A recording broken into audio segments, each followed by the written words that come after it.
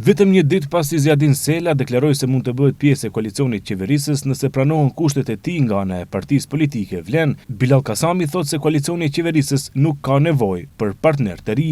I pyetur nga televizioni Koha se për çfarë kushtesh flet Sela dhe nëse të njëjtat u ka kumtuar Vlenit, Kasami tha se deri tani përveç deklaratave publike të Selës nuk ka pasur komunikim dhe se këto kushte Sela nuk i ka adresuar tek Vlen. Për momentin them edhe një herë, nuk e që i kemi konsideruar në si të tilla, ne janë ata të cilat i kemi ndëgjuar në opinion që ai ka thënë, por nuk i kemi konsideruar sepse për momentin nuk vlerësojmë që shumica parlamentare ka nevojë për zgjerim të numrave. Kasami shtoi se Vlen tani më është në fazën e zbatimit të marrëveshjeve që i ka pasur me VMRO-DPMN para formimit të qeverisë. Vlen, kur ka hyrë në qeveri, ka hyrë me një marrëveshje dhe sigurisht që jemi duke implementuar marrëveshje.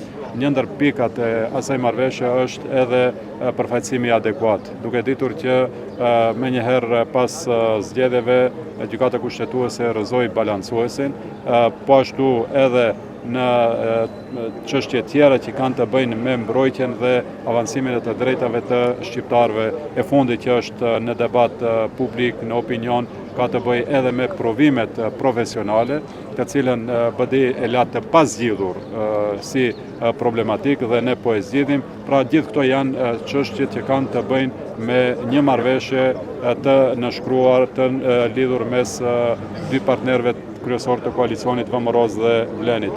Zoti Sela, nëse është i interesuar të jetë pjesë e qeverisë, sigurisht që ne kemi thonë për momentin nuk shohim nevojë për zgjerim të shumicës parlamentare, por po të shohim një nevojë të tillë, do t'i konsiderojmë edhe kërkesat e zotit Selës.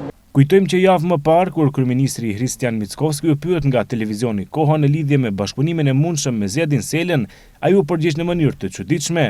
Fytyrën e ruan gjatë gjithë jetës dhe e humb vetëm një herë, tha Mickovski.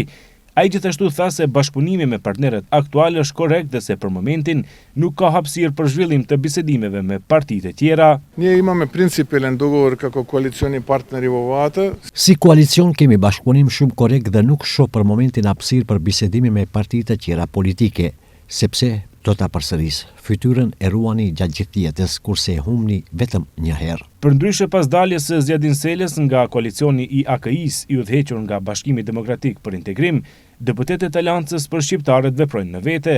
ASH-ja për momentin ka 3 deputet, vetë kryetarin Zjadin Sela, Ilir Dautin dhe Elmi Azirin, ndërkaq deputeti Ilir Demiri vepron si i pavarur.